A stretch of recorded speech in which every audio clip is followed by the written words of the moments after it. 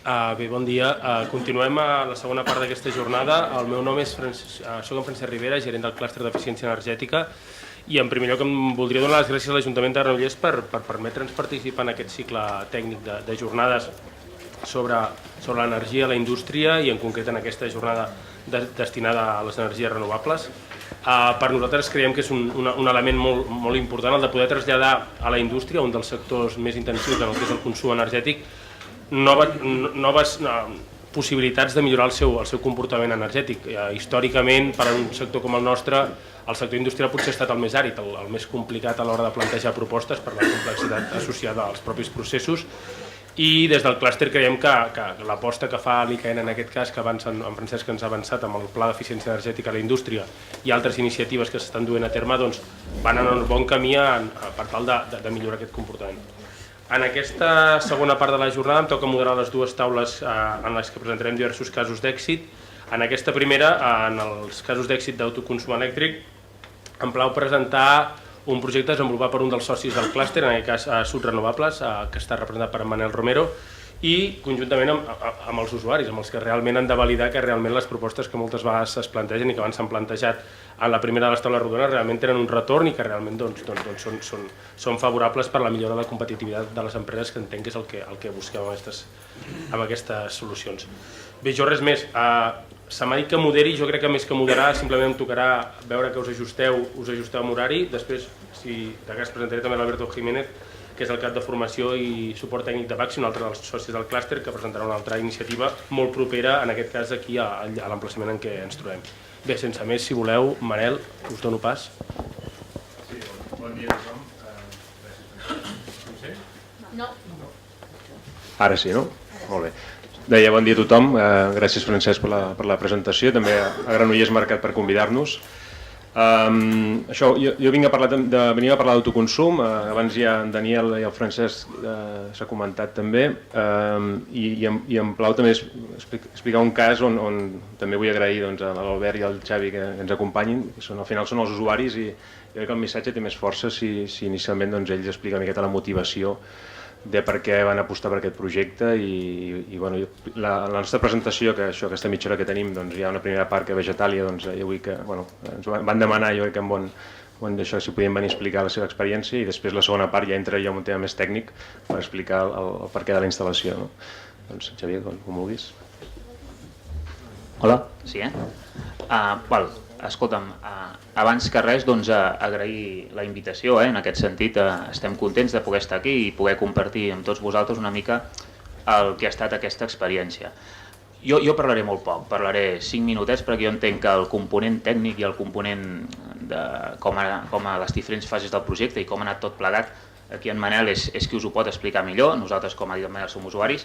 Llavors, jo personalment sí que us voldria donar una pinzellada del que és Vegetàlia i el que ens ha mogut en aquest projecte i en d'altres que veureu que ja hem anat desenvolupant. Bé, Vegetàlia és una companyia que té més de 30 anys d'història. Com veieu, actuem en el sector ecològic i vegetal, tots els productes que fem són d'origen vegetal i tots són ecològics. Llavors és una empresa que està formada per 90 persones, és una empresa de tamany mitjà. Actuem com una gran família, no és un eslògan, és veritat, vull dir, és una empresa on al final el compromís de la gent és molt alt, és molt elevat amb el que fem, som conscients i convivim en el Moianès, concretament en el poble de Castellcí, en un entorn privilegiat. Operem amb unes 250 referències fabricades a la pròpia nau de fabricació que tenim al Moianès i n'acabem distribuint més de 800. I actuem a la distribució tant en l'àmbit local de Catalunya com nacional, com internacional en diferents països com Holanda, Panamà, Dubai, etc. Llavors és una empresa que, com veieu a la presentació, en innovació constant és així. Cada any ens reinventem, cada any traiem nous productes i sempre tenint al cap tot el que és l'ecologia i tot el que és el nostre core business, que és el producte ecològic. D'acord? Quin producte fem? El que he dit, origen vegetal. Estem parlant de 3 proteïnes vegetals, el tempe, el seitan i el tofu. El tofu és un quall de la llet de soja, per dir-ho així. El seitan és un producte amb gluten, bullit amb soja, gluten i blat bullit amb soja. I el tempe és un procés de fermentació de la soja. En base a aquests 3 bàsics, que són les proteïnes vegetals, doncs nosaltres elaborem fins a 250 referències, ja siguin hamburgueses, siguin patés, siguin qualsevol tipus de productes que tinguin normalment com a proteïna base aquests productes. Addicionalment també tenim una línia de raw food on el producte que fem és producte que no es cou mai a més de 43 graus i preserva tots els nutrients i propietats. Al final Vegetal és una empresa que el que vol és donar al consumidor un producte saludable. Llavors ens esforcem molt amb això. Per això actuem en el sector ecològic, perquè entenem que el producte ecològic és més saludable per a les persones i per això ens esforcem en processos que no desnaturalitzin tant els aliments com un procés de raw food a 43 graus no trenques tant i preserves tots els nutrients. Dit això, anem de cara a barraca. A veure, l'ecologia, el que dic, va a l'ADN de Vegetàlia. Nosaltres hi creiem molt. És més, no només hi creiem per convicció, que també, sinó que entenem que es poden dur a terme molts projectes a nivell ecològic que acabin tenint paybacks rentables per a les empreses. Sí que és cert que en projectes d'aquest tipus tu no pots esperar un payback de 2-3 anys, o és molt complicat esperar un payback de 2-3 anys en una inversió com la que suposa, però tu pots esperar un payback de 6-7 anys, ser pacient i realment tenir projectes de molta rendibilitat, perquè clar, la vida útil d'unes plaques no és de 7 anys, és de molt abast. Llavors, en aquest sentit, hi creiem molt. Què hem fet ja? Què havíem fet? Nosaltres tenim una caldera biomassa, precisament de la Soler. Nosaltres ja teníem una instal·lació fotovoltaica a la teulada del magatzem. Aquesta és de les primeres, les que anaven amb les primes i el contracte amb Endesa de 20 i pico anys i tot plegat. També tenim bases de recol·lecció de pluvials, a part de moltes altres accions que fem a nivell de recuperacions energètiques, a nivell de recirculacions d'aigua, a nivells d'intercanviadors, a nivell... Vull dir, realment ens ho creiem, això de l'ecologia, va en el nostre ADN, és així. Hi creiem i el Salvador Sala, que és el fundador i encara està en actiu, és fervent, és un visionari en tots aquests aspectes. I l'últim projecte que hem dut a terme, que és el que us explicarà el Manel, és la instal·lació fotovoltaica per autoconsum.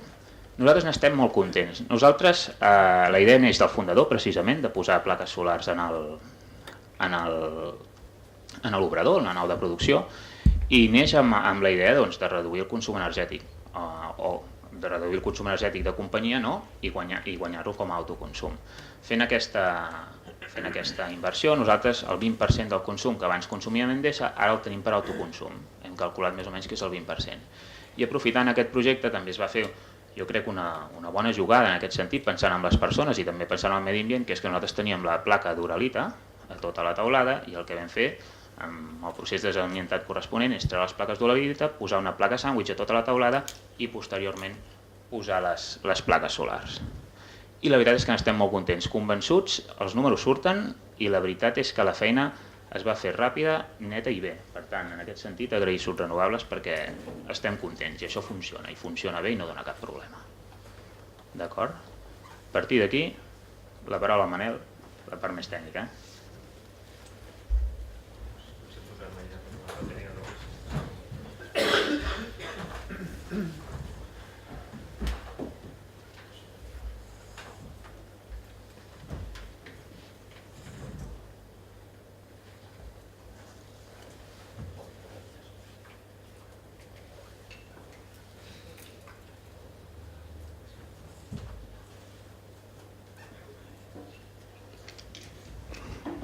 Molt bé, doncs continuo. Gràcies, Xavier. Entro a la part més tècnica. Molt ràpidament, aquí no val la pena perdre temps. Sud som una empresa d'enginyeria instal·ladora que ens dediquem a fer projectes claus en mà, també promotora, tenim la seu a Vic, tot i que també tenim oficina a Barcelona, estem a Llatinoamèrica i altres llocs. No m'entretinc amb això, aquí el nostre abast d'activitats, que després si us descarregueu la presentació doncs ja podreu seguir. Fem instal·lacions per tot Espanya i a Llatinoamèrica.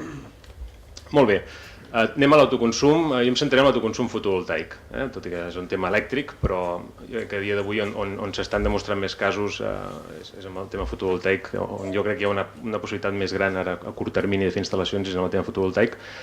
Abans en Daniel ja ha explicat abastament més el tema normatiu, jo em centraré en el tema tècnic. El primer missatge important és que l'autoconsum fotovoltaic és legal i viable i s'està fent. com a Sud, no només Sud, sinó altres empreses d'enginyeries, ja fa més de 3 anys o 4 que estem treballant amb l'autoconsum i ja comencem a tenir un background d'experiència d'instal·lacions ja que comença a ser important.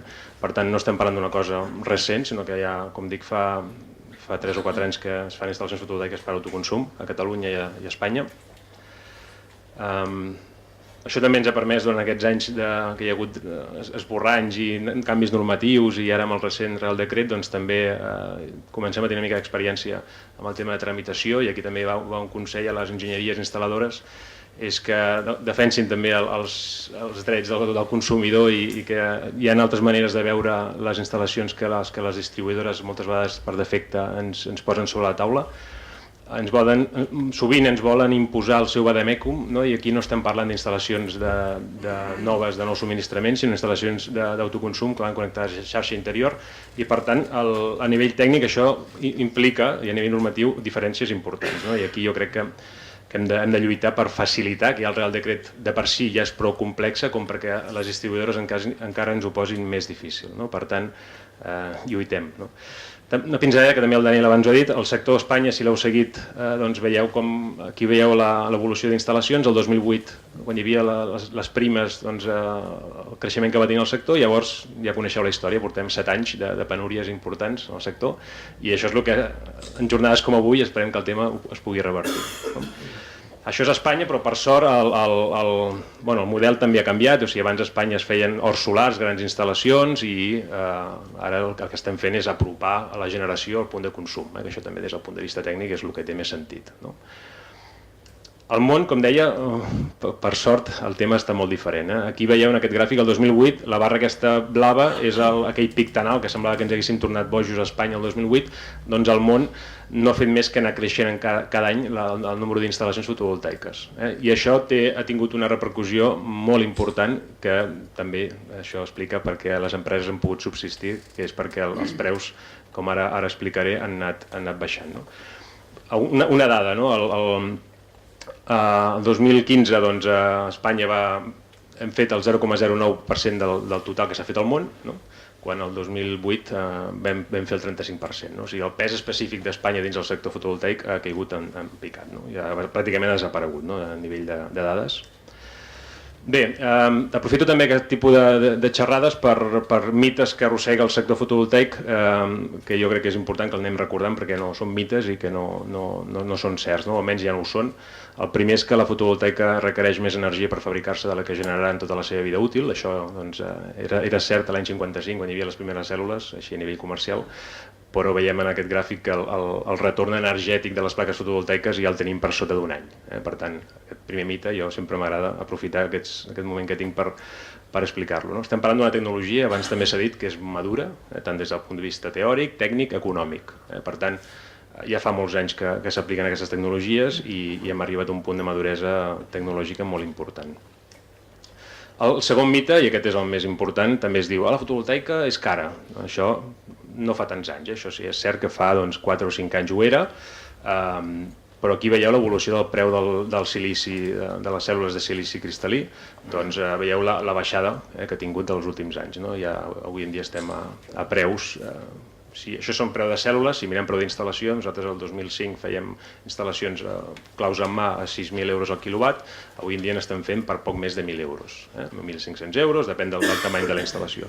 Per tant, això, com deia abans, l'explicació és perquè ha passat com els mòbils o les pantalles de plasma, que el fet de generar fabricació a gran escala fa baixar els preus i per tant, economia d'escala, els preus baixen. I això s'ha produït perquè hi ha hagut aquest increment d'instal·lacions a tot el món dels últims anys. Molt bé, i això també permet, abans s'ha parlat del punt de paritat de la xarxa, en Francesc ho ha comentat, de l'ICAIN, aquest punt és molt important perquè permet que ja no depenguem de subvencions. Ja som un sector que no demanem subvencions, ja no calen ajuts. Al contrari, ara estem demanant que ens treguin els impostos i que ens estan dificultant fer instal·lacions. Per tant, només demanem que ens deixin fer. Ja podem competir amb el preu de compra de la xarxa elèctrica. Per tant, en aquest context, finalment l'autoconsum ja el tenim aquí. I per tant, això molt els hi pesi a alguns sectors econòmics, algun sector molt concret elèctric, doncs el tenim aquí i per quedar-se. Molt bé. A nivell tècnic, què entenem per una instal·lació elèctrica d'autoconsum? És molt senzill. Veieu, hi ha la nau industrial o l'edifici on ubiquem els panells fotovoltaics, hi ha un equip inversor que converteix la corrent en alterna, hi ha un comptador, aquest comptador doncs, és bidireccional i pots exportar, pots importar. No deixes d'estar connectat a la xarxa elèctrica, per tant, la seguretat en el subministrament està garantida com sempre, no s'ha de fer cap cosa estranya, sinó el consumidor segueix fent igual, no ha de fer cap canvi en el seu dia a dia de consums. Aquest esquema és el més senzill, el que més està fent, que és l'autoconsum directe, que és el cas que explicaré ara de Vegetàlia. Es pot variar, pots posar bateries, pots posar dispositius d'injecció zero. Bàsicament hi haurien aquests dos afegits, però la instal·lació, com veieu, és molt senzilla. I què busquem? El que mostrem en aquest gràfic. En color verd seria el consum elèctric que té el consumidor, la nau industrial. En vermell, la corba de generació fotovoltaica. Això és un dia de sol, al matí comença a sortir el sol i va pujar la potència a pic. Això seria una corba típica d'una instal·lació fixa, amb una coberta. Si fos amb seguidor seria més plana. I la corba blava, que al final el que busquem, és el consum de la xarxa elèctrica. Per tant, veieu que quan la corba vermella va pujant, doncs es van separant la corba blava de la corba verda. I això al final és l'estalvi, és la diferència que veiem entre aquestes dues corbes. Això és un gràfic d'una altra instal·lació, que avui parlem de Vegetàlia, no és un cas prototip ni cap cosa estranya, us podem explicar diversos casos, Cabas Gramona, hi ha moltes indústries que hem fet, no estem fent una cosa novedosa, és una cosa que és molt fàcil d'implementar i que s'està fent. Molt bé, ara sí, em centro en Vegetàlia. Abans en Xavier ha explicat molt bé de totes les motivacions del projecte i l'empresa. Aquí veieu la foto aèria de les instal·lacions on ho hem fet, que és a Mas Montserrat. Veieu la nau... Aquesta nau d'aquí, aquí ja vam fer, això no sé, el 2005, 2006, vau fer 100 quilowatts fotovoltaics, com deia en Xavi, per venda d'energia. Llavors, ara, el projecte, inicialment, també que és interessant d'explicar, hi havia una primera fase que la motivació que tenia la propietat era, doncs hi ha un pàrquing existent, doncs, ostres, aprofitem aquest pàrquing, posem unes pèrgoles i fem la instal·lació aquí sobre, no? Això, doncs, sí que la instal·lació ha sigut molt ràpida, però a nivell de tramitació, lamentablement, no ha sigut tan ràpida, perquè inicialment vam plantejar això i al ser això amb terreny rústic, doncs, comissió d'urbanisme, hem estat mesos intentant lluitar el projecte perquè pogués ser aquí i no ha estat possible. Al final la propietat se n'ha cansat, perquè això anava per més d'un any, i al final ha dit, mira, escolta'm, fem i posem-ho a la segona fase, que és la coberta. La coberta implicava també al final té una segona derivada, que és el canvi de l'uralita, però la complexitat que tenia és que és una coberta d'uralita i per tant l'uralita no es pot trepitjar, no es pot foradar i per tant s'havia de canviar. Això té un sobrecost, que en altres projectes de vegades no poden tirar endavant per un tema econòmic. En aquest cas sí que el vam tirar endavant, aprofitant per eliminar aquesta uralita. I finalment el projecte, això com deia, va començar el juny del 2015, ara el maig del 2016 ja vam poder començar la instal·lació. La instal·lació, aquí veieu la coberta, aquesta és la coberta que vam canviar d'uralita i aquesta coberta existent de xapa també es va aprofitar. El criteri de dimensionament de la instal·lació fotovoltaica va ser d'autoconsum directe, per tant, vam dimensionar, hi havia més espai per posar plaques, però vam ajustar la potència per evitar que hi haguessin masses excedents o que hi haguessin el mínim d'excedents.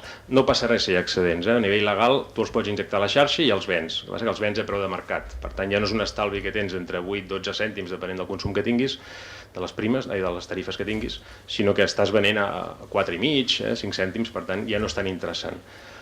També l'altra possibilitat seria posar bateries, que també és totalment possible, el que passa que implica, lògicament, un sobrecost. Aquí no, aquí vam dir, doncs anem a mirar la corba blava és el consum que té tipus, això seria el mes de març, això ho vam fer per tot l'any, doncs aquí perquè veieu un mes sencer, la corba blava seria el consum que té Vegetàlia i veieu que al cap de setmana, doncs dissabtes, em sembla que treballeu els matins o una... i el diumenge lògicament no treballen, però sí que tenen unes cambres de fred que tenen un mínim consum. I la corba vermella, això és una simulació que vam fer, després veureu dades reals, la corba vermella vam simular a nivell de producció fotovoltaica el que generaríem amb X quilowatts. I vam ajustar aquests quilowatts perquè no sobrepassessin, o molt poc, com veieu algun diumenge sí que sobrepassàvem, hi ha un percentatge molt petit d'excedents, però vam ajustar-los perquè fos mínim. Números, així a l'engròs. Consum que en un any tipus de vegetàlia 325.000 kWh a l'any, amb 3 períodes contractats. Potència fotovoltaica que vam ajustar a 46,8. Això permet generar 65.000 kW, que representa un 20% del consum. També ja no oblidem el tema ambiental, permet estalviar el fet de no consumir aquests quilowatts a la xarxa, amb la penjada de CO2 permet estalviar 20 tonelades de CO2 a l'any. Això són números energètics i ambientals, després donaré un número econòmic. Molt bé, ara, de fet, el número econòmic ja el teniu aquí. També aquí veieu la implicació. En aquest gràfic, primer la inversió fotovoltaica va ser aproximadament d'uns 70.000 euros, va haver aquest sobrecost que parlàvem, que també al final crec que és un avantatge, perquè aquella coberta en molts anys ja convenia canviar-la, i són 30.000 euros d'increment del canvi d'uralita. Si ens fixem en la inversió fotovoltaica, els estalvis que aconseguim amb aquest estalvi estem parlant entre 9 i 10.000 euros. El retorn de la inversió, posem una forquilla entre 6,5 i 8,5, depèn de què? Depèn primer dels preus de les tarifes dels propers anys, podem fer diversos escenaris, depèn dels peatges també. El peatge, com dèiem, no s'està cobrant encara, però nosaltres el model sí que l'hem plantejat. I veieu en aquesta corba, la blava seria a partir de l'any, el primer any que seríem ara, el preu que està en preu actual, i com amb una hipòtesi del 3% d'augment, és molt elevada però tampoc és que sigui massa, un 3% d'increment d'electricitat. En vermell seria la situació actual, o sigui, si miro la inversió de la fotovoltaica, el cost del manteniment i la vida útil dels 25 anys, l'energia que em genera aquella instal·lació, al final miro quin cost em suposa generar aquella energia i veieu que estem en aquest valor d'aquí. Augmenta una mica perquè els costos de manteniment augmenten una mica, però veieu que és molt poc incident. I la verda seria en el moment que passem a pagar peatge al sol, l'impost al sol o aquests càrrecs del Real Decret. Per tant, ens movem entre aquests dos valors d'aquí. Ara, a dia d'avui estem aquí, pot ser que d'aquí uns anys o d'aquí uns mesos, aquí ningú s'atreveix a dir-ho, però que si s'acaba pagant l'impost al sol estarem aquí. En qualsevol cas, és aquesta forquilla que jo crec que continua sent interessant perquè, tot i que treguin una part dels estalvis, hi continuen sent. Això és perquè veieu l'impacte real, en el cas de Vegetàlia, que té l'impost. En Vegetàlia ja feia mesos i algun any que estàvem parlant, ja sabíem que anaven a treure aquest Real Decret i ja l'estàvem plantejant amb l'esborrany de quin impacte tindria. Molt bé, aquí veieu fotos de la instal·lació.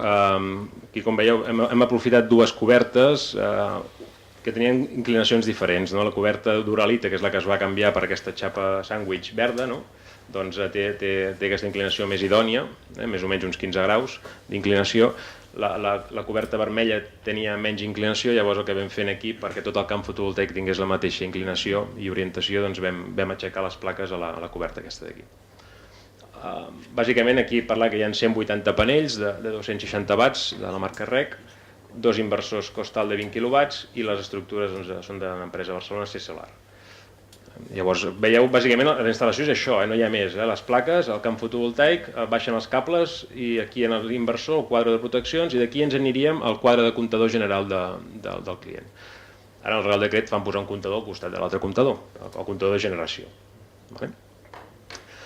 Molt bé. No sé quant temps en queda, Francesc, ja acabo, Molt bé, i ara ja sí, coincidint amb el 30è aniversari de Vegetàlia, a principis de juny que vau fer la festa, em sembla que una setmana abans vam connectar la instal·lació.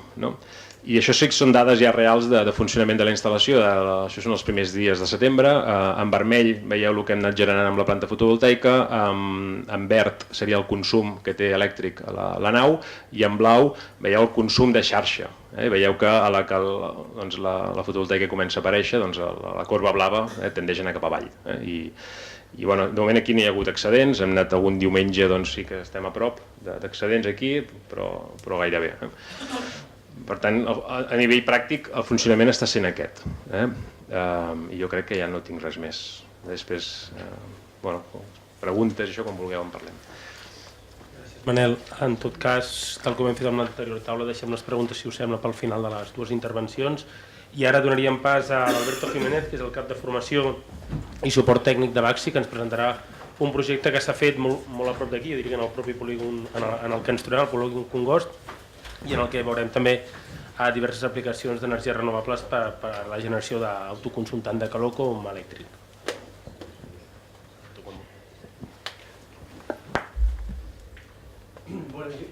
empezar pidiendo disculpas porque voy a ser el único que no va a hablar en catalán. Soy asturiano y vivo en Madrid. No sé catalán y tampoco lo hablo en la intimidad. Lo lamento, pero bueno, seguro que me vais a entender perfectamente. Voy a hablar de microcogeneración. Voy a presentar el ejemplo de un ejemplo de una instalación que ya lleva funcionando bastantes años, desde el 2011, y está funcionando perfectamente. Es un centro de pádel indoor aquí en Granollers. Y antes de empezar, siempre me gusta dejar las cosas claras y que todo el mundo tenga claro de qué estamos hablando, ¿no? Porque muchas veces en este tipo de jornadas se plantean muchas tecnologías, se hablan de muchas cosas, y al final mucha gente se termina yendo sin tener muy claro de qué se ha hablado en cada momento, ¿no? Y por eso a mí me gusta, aunque para alguna gente pueda ser un poco digamos, de perogrullo, sí que me gusta empezar desde el principio explicando qué es exactamente cada una de las tecnologías de las que hablamos y en este caso de la microcogeneración.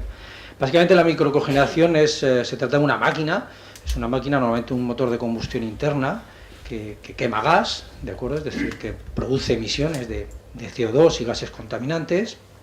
Es una máquina que produce un movimiento que normalmente va ligado a un generador de energía eléctrica, un alternador, de manera que producimos energía eléctrica, eso sí, en el punto de consumo, de autoconsumo de esa energía eléctrica. Al mismo tiempo, aprovechamos todo el calor residual del propio cuerpo del motor y también de los gases de combustión, de los humos de la máquina, para la instalación de calefacción o de producción de agua caliente sanitaria o de producción de calor en cualquier ámbito industrial que sea necesario, ¿no?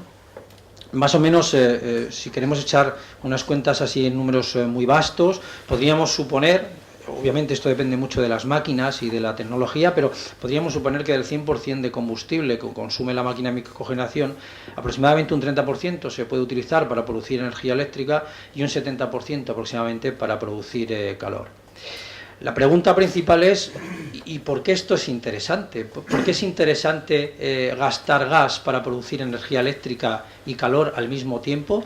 Es decir, yo, por ejemplo, como fabricante de calderas, pensaría, ostras, pues igual es más interesante directamente quemar gas, ya que vamos a quemar gas para producir directamente con una caldera de alta eficiencia, directamente producir calefacción o agua caliente sanitaria o el calor que sea necesario. Esto es lo que voy a intentar explicar, porque no es ni mucho menos fácil de ver muchas veces y de intuir por qué esto es así. Voy a ponerles un ejemplo un tanto especial. Imaginémonos una instalación que tiene una demanda eléctrica de 5,5 kilovatios y una demanda térmica de 14,7 kilovatios, ¿no? Me dirán ustedes que son unas cifras un tanto extrañas, pero luego lo van a entender porque son exactamente la potencia térmica y eléctrica que produce la máquina de microcogeneración que hemos instalado en esta instalación. Bueno, pues en este supuesto de demanda, es decir, en esta instalación en la que tenemos esta demanda tan extraña de 5,5 kilovatios de energía eléctrica y 14,7 kilovatios de energía térmica, obviamente para consumir la energía eléctrica nos vamos a enchufar directamente al enchufe y por lo tanto a la red eléctrica del Estado para consumir esa energía eléctrica. Y para producir la parte de calefacción, esos 14,7 kilovatios de energía térmica, lo que vamos a hacer va a ser, bueno, pues quemar gas en una caldera con un rendimiento que hemos supuesto aquí de un 80%, que es un rendimiento bastante aproximado a lo que suele haber en las instalaciones reales. Estas dos cosas, es decir, esta producción de energía eléctrica a través de la red, este consumo de energía eléctrica a través de la red y este consumo de energía térmica a través de esta caldera, va a suponer un consumo de energía primaria no renovable, es decir, esa energía que al fin y al cabo, para producirla, o mejor dicho, esa energía que produce cuando se genera, produce emisiones de CO2 y gases contaminantes, ¿de acuerdo? No sé si lo saben, pero hay un estudio hecho por el IDAE, por el Instituto de Diversificación y Ahorro Energético, que establece para cada una de las energías que consumimos en nuestros hogares cuánta energía primaria se produce. Además es un documento que ha tenido bastante controversia porque han tardado muchísimos años en redactarlo y bueno, finalmente en enero de este año ya tenemos un documento y utilizando los coeficientes de paso que ven ahí, que son los que aparecen en ese documento del IDAE, pues fíjense que para producir esos 5,5 kilovatios de energía eléctrica y 14,7 kilovatios de energía térmica, hay que utilizar con un sistema, digamos, convencional de suministro eléctrico y energético, pues hay que utilizar 32,91 kilovatios de energía primaria no renovable. Bueno, pues si utilizamos una máquina de microcogeneración que justamente precisamente da 5,5 kilovatios de energía eléctrica y 14,7 kilovatios de energía térmica, pues resulta que esta máquina solamente consume 20,3 kilovatios de gas natural, que esto con el coeficiente de paso correspondiente son 24,15 kilovatios de energía primaria no renovable. Es decir, produciendo energía eléctrica y energía térmica en el punto donde vamos a autoconsumir ambas cosas, pues conseguimos ahorrar un 26,6% de energía primaria no renovable. Si hacemos el mismo cálculo, pero teniendo en cuenta las emisiones de CO2, pues las emisiones de CO2 que están asociadas a la producción eléctrica en el Estado español, pues en este caso serían de 1,96 kilogramos de CO2 cada hora de funcionamiento en esta situación. En el caso de la caldera de gas serían 4,63, es decir, que con el sistema tradicional de suministro de esta demanda energética, pues estaríamos gastando o produciendo, emitiendo a la atmósfera 6,59 kilogramos de CO2 cada hora de funcionamiento, y en cambio con la máquina de microcogeneración, utilizando exactamente los mismos coeficientes de paso, solamente serían 5,12 kilogramos de CO2, es decir, estamos ahorrando un 22% de emisiones, las emisiones de CO2. Esta es la máquina que instalamos en el ejemplo que les voy a enseñar ahora, en el Padel Indoor de aquí de Granollers. Es una máquina, yo diría que en este sector es una de las máquinas más vendidas en toda Europa. Es una máquina que consume 20,3 kilovatios de gas natural y produce al mismo tiempo 5,5 kilovatios de energía eléctrica y 14,7 kilovatios de energía térmica.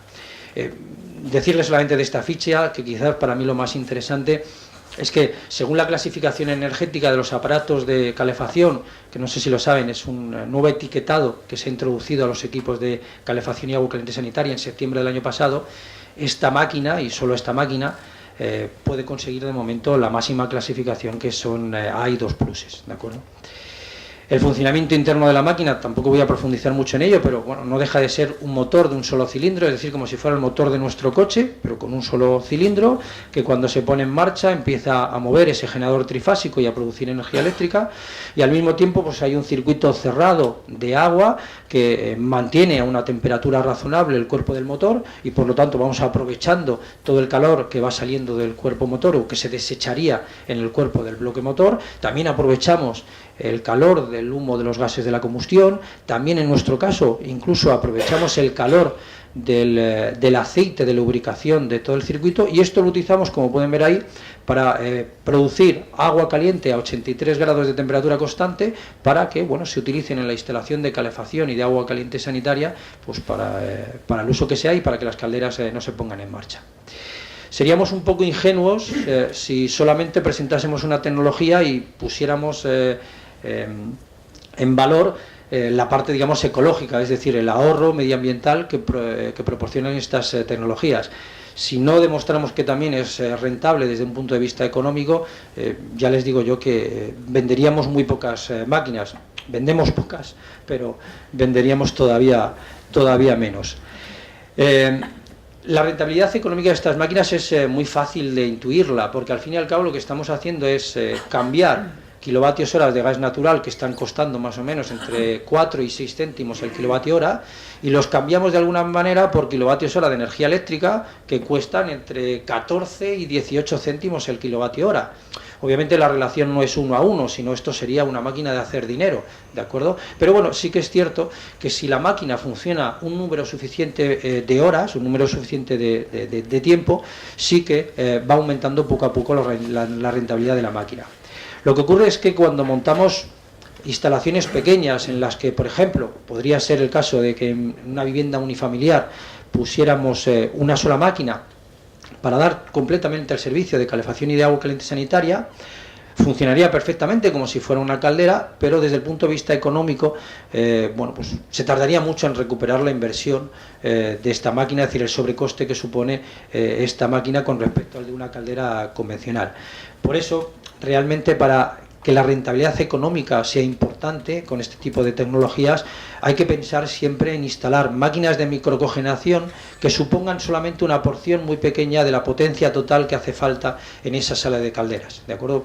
De esa manera, nosotros aquí en España, yo creo que el 100% de las máquinas de microcogeneración que hemos vendido siempre han sido para grandes instalaciones, o bien de edificios de viviendas, instalaciones centralizadas, donde se producía calor y agua caliente sanitaria para todos los vecinos de manera centralizada, o bien, bueno, pues en el sector terciario, en la industria, en aquellas instalaciones donde hay una gran demanda térmica y una gran demanda eléctrica, y bueno, se ponen pocas máquinas de microcogeneración que funcionan muchas horas, y si hay puntas de demanda térmica en un momento determinado, pues estas se cubren con calderas de gas convencionales para, bueno, pues, que trabajen el menor número de horas posible, pero siempre cubriendo la punta para cubrir la demanda de la instalación siempre que sea necesaria.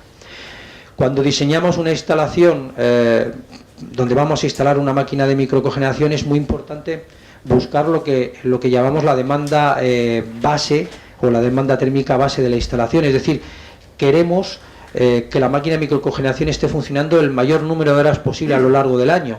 Por eso, por ejemplo, en instalaciones de agua caliente sanitaria y calefacción, que son las más habituales, pues hay siempre un pico importante de calefacción, de la demanda de calefacción, de la demanda energética por la calefacción en los meses de invierno, que obviamente son picos o son momentos en los que no podemos pensar ni por asomo de cubrir con las máquinas de microcogeneración. Las máquinas de microcogeneración normalmente se adaptan mejor a una demanda que esté constante a lo largo de todo el año, como es normalmente la producción de agua caliente sanitaria, que además es el caso de este pádel indoor de aquí de Granollers, que obviamente la demanda energética más importante que tiene es el agua caliente para las duchas de las instalaciones deportivas. Lo ideal sería tener para cada instalación, y para dimensionar correctamente las instalaciones con máquinas de microcogeneración, lo ideal sería tener lo que llamamos la curva monótona de las instalaciones, que no es ni más ni menos que una curva donde se indica o se determina cuántas horas al año vamos a estar, o nuestras instalaciones van a demandar una potencia por debajo de un determinado nivel. Es decir, en este caso, por ejemplo, con una sola máquina de microcogeneración seríamos capaces en esta instalación, añadiendo, eso sí, un depósito de inercia para cubrir incluso parte de la demanda cuando las potencias sean inferiores a la potencia que produce la máquina de microcogeneración. En este caso tendríamos una máquina de microcogeneración que funcionaría casi 7.000 horas al año, que, bueno, les puedo asegurar que esto da completa rentabilidad a una máquina de microcogeneración. En esta instalación incluso podríamos plantearnos montar un segundo equipo, que en este caso, incluyendo las inercias de la instalación, los depósitos de inercia, podría llegar a las 4.000 horas de funcionamiento todos los años. Y justamente hemos puesto este ejemplo porque 4.000 horas de funcionamiento al año es el límite de la rentabilidad que nosotros hemos conseguido comprobar en las instalaciones reales. Es decir, si conseguimos que la máquina de microcogeneración esté funcionando entre 3.500 y 4.500 horas al año, la máquina de microcogeneración es muy rentable y se puede recuperar la inversión en muy poco tiempo. Ya les he dicho que los requerimientos de dimensionamiento normalmente van a implicar un número elevado de horas de funcionamiento de la máquina de microcogeneración, una demanda energética térmica uniforme. Esto se suele dar en las instalaciones de agua caliente sanitaria y, bueno, también a veces en instalaciones que también tienen demanda de calefacción, grandes demandas de calefacción o de refrigeración. Incluso si estamos combinando la máquina de microcogeneración con máquinas de absorción o de frío solar. Y también, por supuesto, el tema de la climatización de piscinas, que es una demanda constante a lo largo de todo el año, que es muy importante y que a veces se cubre muy bien con este tipo de productos, con este tipo de máquinas de microcogeneración. También es muy importante, y se ha hablado mucho a lo largo de toda la mañana, de la parte eléctrica, ¿no? Es decir, esto no deja de ser una máquina que produce energía eléctrica. Lo ideal, cuando había primas hace unos años, era exportar la energía a la red y que las compañías eléctricas tuviesen la obligación de comprártela con un sobrecoste. pero bueno, desde que se quitaron las primas ya hace unos años y digamos el gobierno ha sido tan beligerante con este tipo de instalaciones, en realidad, bueno, pues lo único que se puede hacer actualmente es pensar en el autoconsumo, ¿no? De hecho, esta instalación de la que estamos hablando, el Padel Indoor, es una instalación en autoconsumo. Se ha hablado mucho del Real Decreto 900-2015 que regula el autoconsumo. Yo solamente comentar dos cosas. Es que hay una excepción de estos peajes de respaldo o este impuesto al sol a las instalaciones existentes de microcogeneración hasta el 2020. De hecho, la instalación de la que estamos hablando tiene esa excepción hasta el 2020, y que también, bueno, pues hay una excepción de estos peajes a las instalaciones de menos de 10 kilovatios contratados. Por lo tanto, es muy importante también, cuando vamos a trabajar en autoconsumo eléctrico, pues que realmente toda la energía eléctrica producida por la máquina de microcogeneración sea siempre, en todas las horas del día, consumida o absorbida por la demanda eléctrica de la instalación. En este caso, fíjense como una máquina de microcogeneración se podría utilizar en autoconsumo y sería viable, pero en cambio una segunda máquina tendría muchos momentos del día en los que estaríamos exportando energía a la red, y con el actual Real Decreto de autoconsumo estaríamos regalando esa energía eléctrica a la red y por lo tanto no sería tan interesante.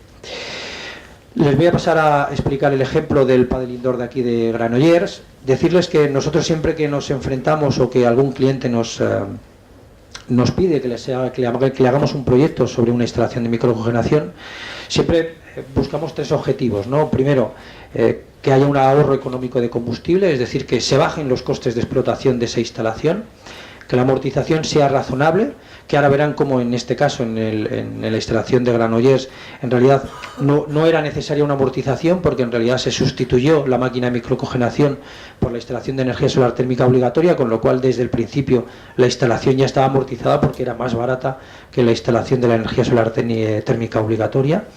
Y luego algo muy importante, sobre todo en instalaciones en las que intervienen más usuarios, como son los edificios de viviendas o los edificios de varios usuarios, es que haya una gestión energética adecuada, bueno, pues para repartir adecuadamente los ahorros energéticos de este tipo de tecnología.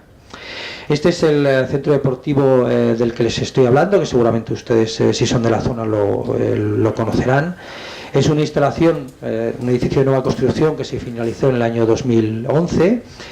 Aunque en un primer momento no se preveyó que fuera a ser así, en la práctica se ha demostrado que con la máquina de microcogeneración se puede cubrir el 100% de la demanda de agua caliente sanitaria. Se buscó hacer una instalación que hidráulicamente fuera muy sencilla. Ahora les enseñaré el esquema y verán que realmente la instalación es muy básica y muy sencilla, no hay que pensar en complejidades, y ahora verán que es todo muy sencillo. Buscamos, obviamente, se buscó un sistema de máxima eficiencia energética, y en este caso hubo una reducción muy importante de los costes de la inversión en la instalación de agua caliente sanitaria, porque se sustituyó la energía solar térmica obligatoria por este sistema de microcogeneración. Sí que tengo que decirles que actualmente esta sustitución no sería posible. Desde el 2011 hasta ahora ha habido una modificación, ha aparecido un nuevo código técnico de la edificación, y se han cambiado los coeficientes de paso, como les he enseñado antes, y ahora, hoy en día, hacer una sustitución de la energía solar térmica obligatoria que es necesaria en las instalaciones de nueva construcción por máquinas de microcogeneración es bastante complicado, ¿no? Es decir, los números son difíciles. Otro de los objetivos que se cumplieron fue obtener una reducción de los costes de explotación, sobre todo por el ahorro que supone el consumo eléctrico en autoconsumo de lo que produce la máquina de microcogeneración, y por supuesto también por reducir las emisiones globales de CO2 a la atmósfera de manera sustancial, que es algo que yo creo que a todos nos conviene, y en este caso a la propiedad del edificio sí que le interesaba muchísimo. Aquí tienen fotografías tanto de las instalaciones deportivas como de la instalación en la que nosotros participamos, tanto una caldera de condensación de gas natural que se instaló junto con la máquina de microcogeneración. En realidad la caldera de condensación al final se ha demostrado que está ahí casi para nada, pero bueno, sí que es cierto que puntualmente puede cubrir aquellas demandas de consumo que pueda haber y que la máquina de microcogeneración no pueda cubrir. Este es el esquema que se instaló. Como pueden ver, en realidad es un esquema muy sencillo y muy típico de producción de agua caliente sanitaria. tenemos 2 depósitos de agua caliente sanitaria, uno en el que la producción está asegurada por la caldera de condensación de gas, y tenemos un segundo depósito que se va calentando despacito y poco a poco con la máquina de microcogeneración. Tienen que tener en cuenta que la máquina de microcogeneración, al contrario que otras tecnologías, por ejemplo como la fotovoltaica o como la energía solar térmica, es una tecnología que puede funcionar las 24 horas al día. Es decir, que hay que pensar que son muchas horas, aunque es una potencia muy reducida, son muchas horas al día funcionando de manera continua, con lo cual se puede acumular mucha energía para producir agua caliente sanitaria durante todo el día, que es cuando realmente se utilizan las instalaciones. Ahí pueden ver que se puede hacer un trasiego de agua caliente de un depósito a otro. Cuando el depósito de la microcogeneración está más caliente que el depósito principal de agua caliente sanitaria, pues sencillamente se pone en marcha esa bomba que une los 2 depósitos y que permite pasar agua caliente de un sitio a otro, con lo cual en realidad la máquina de microcogeneración por las noches puede calentar no solamente su depósito de agua caliente sanitaria, sino que también el depósito principal, y eso es lo que supone el luego no tener que utilizar durante todo el día la caldera de gas natural. Si hacemos un análisis energético y de emisiones de CO2, pues si esta instalación, los 51.347 kilovatios hora que hacen falta para la producción de agua caliente sanitaria anuales, se estuvieran produciendo con una caldera de gas, bueno, pues la energía primaria consumida sería de 66.416 kilovatios hora, y el CO2 emitido sería pues de 14 toneladas todos los años. Con la máquina de microcogeneración, si uno ve la parte térmica, pues sorprende un poco, porque en realidad para producir la misma energía térmica en los depósitos de agua caliente sanitaria se consume más gas, se consumen 70.368 kilovatios hora de gas natural. Eso supone un consumo de energía primaria superior y unas emisiones de CO2 superiores, pero claro, a esto hay que restarle la producción eléctrica de la máquina, y la producción eléctrica de la máquina ahorra no en el punto donde se está produciendo, sino en el sistema global de consumo de energía primaria del Estado y de las emisiones de CO2 del Estado, pues se produce un ahorro de 38.000 kilovatios hora de energía primaria no renovable y un ahorro de más de 6 toneladas de CO2 todos los años. De manera que el balance total y el balance global de la instalación pues es de 45.000 kilovatios hora, es decir, inferior al de una instalación convencional, y las emisiones pues se han reducido bastante. Es decir, hemos reducido un 31% el consumo de energía primaria no renovable de esta instalación con respecto al de una instalación convencional con una caldera de gas, y la reducción de CO2 pues también ha sido sustancial, de un 22,2%, que son 3 toneladas de CO2, con lo cual bueno, pues se demuestra que realmente la instalación es, desde el punto de vista medioambiental, es muy rentable, ¿no? Y desde el punto de vista económico, aunque aquí es difícil tener cifras reales, porque obviamente la propiedad no nos quiere dar esa información, pero bueno, nosotros estimamos que si los costes de explotación habitualmente estarían en torno a los 3.500 euros todos los años, con la máquina de microcogeneración se reducen, teniendo en cuenta los ahorros en la producción eléctrica, a tan solo unos 1.500 euros todos los años, es decir, que haya un ahorro en los costes de explotación bastante importante. Bueno, nada más, solamente era darles una breve pincelada sobre lo que es la tecnología de la microcogeneración y presentarles este caso yo diría de éxito, precisamente de aquí de la zona, y bueno, pues si tienen ahora alguna pregunta, pues encantado la responderé. Gracias, Alberto, gracias por ajustaros al tiempo que se os había dado. Nos quedan unos 5 minutos que podríamos dejar para un breve turno de preguntas, si las hay en el auditorio. Sí, aquí. Hola, bon dia. Jo tenia uns dubtes sobre la instal·lació d'autoconsum, la de Vegetàlia. M'agradaria que féssiu 5 cèntims, si pot ser, tot el tràmit de tota la part de legalització amb Endesa, si poguessis fer com un resum de com va anar, i també saber a hores d'ara si ja està en funcionament el tema de peatges d'autoconsum, que crec que és això que no s'estan pagant, una mica com està en aquest procés també per conèixer, diguem, com la part aquesta més legal, com va funcionar. Sí, el tràmit amb Endesa és tan lent, o sigui, porten des de principis d'any que han anat fent, diguéssim, a batzegades amb ells, en diverses instal·lacions. En el cas concret de Vegetàlia estan tardant. O sigui, sí que ens han acceptat ja la ubicació del comptador, i a nivell tècnic està tot aclarit, i ens falta l'estudi oficial per donar. És un tema de burocràcia, no? Però l'experiència amb altres instal·lacions és que van lents, però al final ho acabem fent, no? I també, com que la situació legal és la que és, també la lentitud d'Endesa tampoc ens amoïna massa, o sigui que tampoc tenim una urgència per agilitzar-ho, perquè no hi ha excedents i per tant no hi ha urgència per vendre res, i com que tampoc estan cobrant impost al sol, tampoc no hi ha cap pressa, no? Nosaltres tenim la tranquil·litat que vam iniciar els tràmits quan els vam iniciar, i per tant hi ha per part de la propietat voluntat de legalitzar la instal·lació, i per tant està seguint els tràmits, no? Llavors no està més executat, més acabat pel tràmit amb la distribuïdora. Lamentablement jo crec que és bastant la tònica en tot arreu, i com hem vist les estadístiques, instal·lacions registrades, quantes d'aquelles registrades també tenen la documentació d'Endesa? Jo crec que són molt poques, encara reduiríem més el número, i per tant això no ens pot frenar a l'hora de fer autoconsum. Ja quan parles amb l'administració mateixa hi ha instal·lacions que tenim autorització administrativa i encara Endesa no ens ha donat resposta. Parlo d'Endesa, no tinc res personal perquè és el principal distribuïdor a Catalunya, però lamentablement és així, per part seva estem trobant amb lentitud amb els tràmits.